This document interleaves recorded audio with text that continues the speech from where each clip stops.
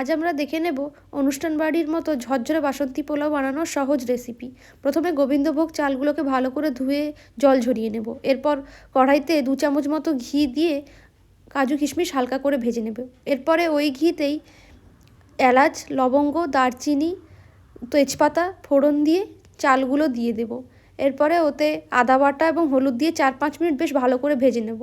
এরপরে গরম জল দিয়ে দিতে হবে। সবসময় মনে রাখতে হবে যে যতটা চাল নিয়েছি তার দ্বিগুণ কিন্তু জল দিতে হবে। এখানে আমি 3 কাপ গোবিন্দভোগ চাল দিয়েছি, তাই আমি 6 কাপ গরম জল দিয়েছি। এরপরে ওপর থেকে একটু স্বাদ মতো নুন দিয়ে দিতে হবে। তারপরে 10 থেকে 15 মিনিট হালকা ফ্লেমে ফুটতে দিতে হবে। এরপরে জল শুকিয়ে এলে এতে চিনি দিয়ে দিতে হবে। যেহেতু মিষ্টি পোলাও তাই চিনির পরিমাণটা বেশি থাকবে। তারপর ভেজে রাখা কাজু, কিশমিশ, ঘি এবং এলাচ গুঁড়ো উপর থেকে দিয়ে দিলেই ঝরঝরে বাসন্তী পোলাও একদম রেডি। আলুর দম এবং মাটন কষার সাথে এই বাসন্তী পোলাও কিন্তু একদম জমে যাবে। ভিডিওটি ভালো লাগলে লাইক করবেন।